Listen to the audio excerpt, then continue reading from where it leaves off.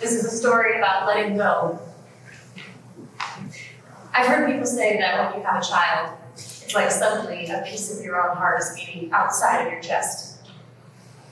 I think that's true. I also imagine that artists feel the same way about their creations as parents do about their children. No, I'm not an artist, I'm a scientist. And I'm a mom. I've seen things, and I've felt things. I want to try to see if you can feel them too. I spent my entire career working on 2 projects, Voyager and Cassini. And I'm the mother of 2 kids. So it feels like I have 4 kids, if I'm honest. I tell my daughters that their births were aligned with the planets. That was very calculated. In fact, there were a lot of Voyager babies born in the 5 years between Saturn and Uranus. Sorry, I should slow down. Let me tell you about Voyager, my first child. Voyager is a project that capitalized on a once-in-175-year opportunity to use a gravitational slingshot caused by a rare planetary alignment to send probes towards Jupiter and Saturn, and later, Uranus and Neptune.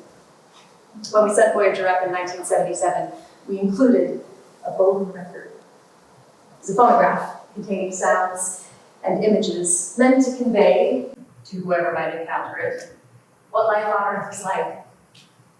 It's a time capsule, limited, incomplete. Beautiful. As the Secretary General of the United Nations, I send greetings on behalf of the people of our planet. Konnichiwa, o genki desu ka? Hola y saludos a todos. Hello from the children of planet Earth.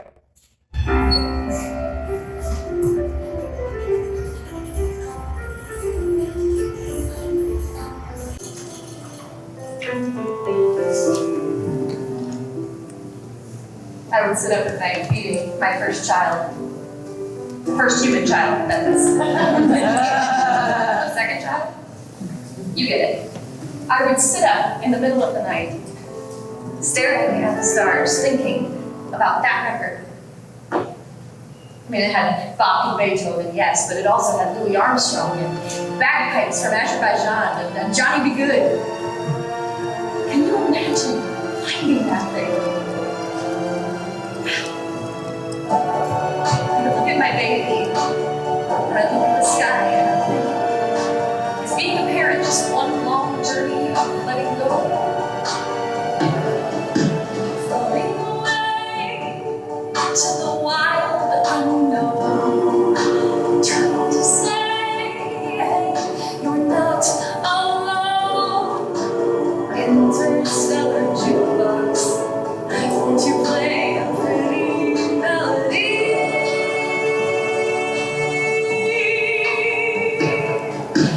Pushing along, pushing through rings of ice, claiming your soul, courage and sacrifice. Interstellar Jukebox, pretty please, just play it once for me.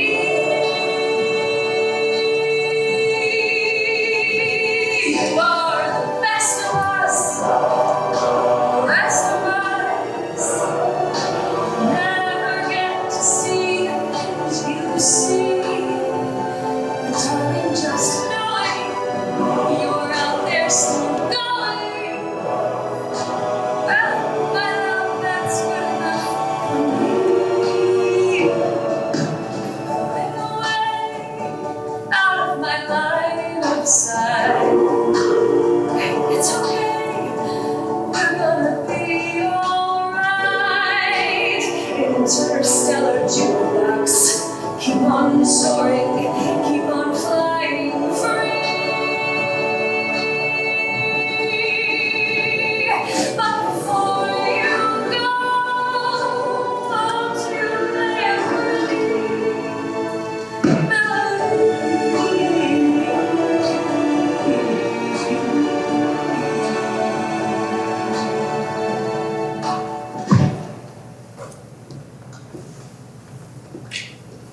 Voyager will eventually not have enough electrical power to send anything back to us.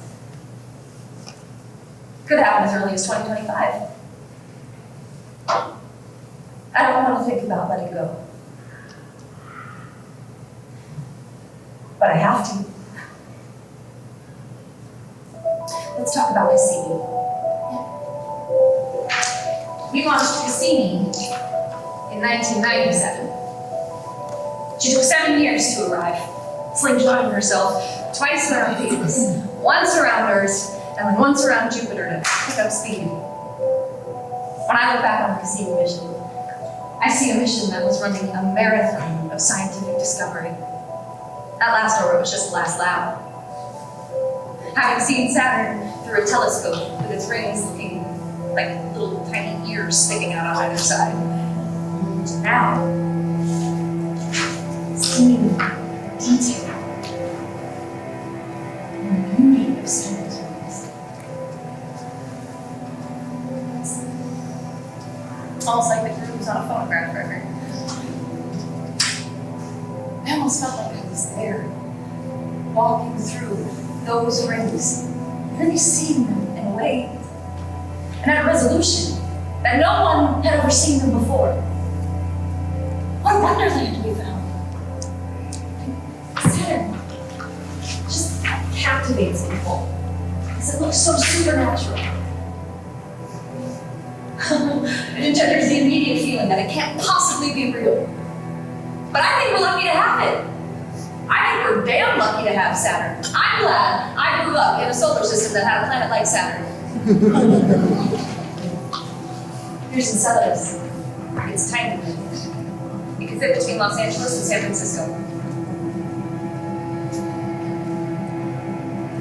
When we saw it with Voyager, we saw a very bright, smooth, icy surface, which means that it's young. Now here are its tiger stripes. We call them Alexandria, Baghdad, Cairo, and Damascus. Now those fractures were something that were in darkness when Voyager flew through the Saturn system. We didn't even know they were there until we had Cassini. We did our first flyby. They said, go closer. So we went closer. We found that Enceladus' south pole was hot, about 100 degrees hotter than the rest, much hotter than it should have been if the planet were frozen solid.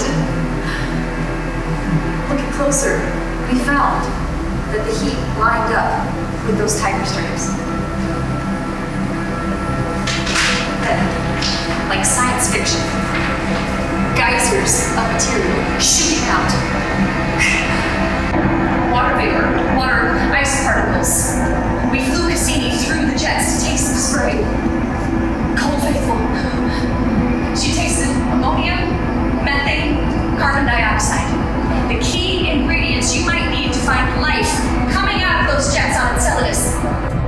She tasted sodium and potassium salts, a salty ocean beneath that icy crust. Why do we explore space?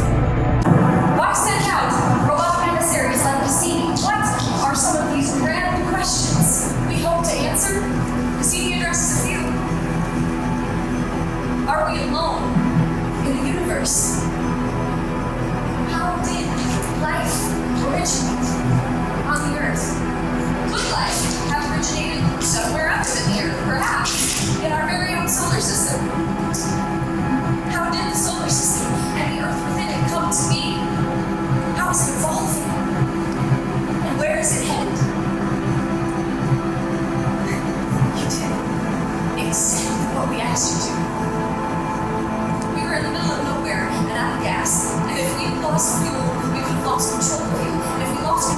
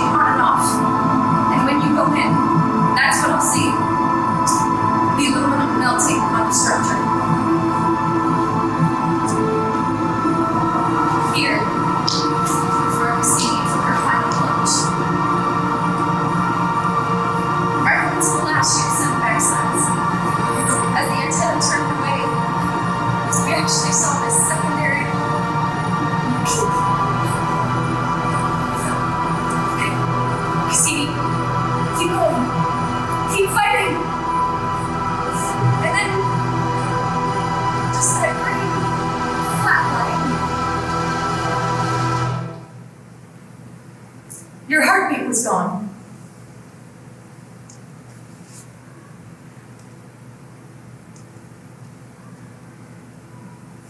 And I let go.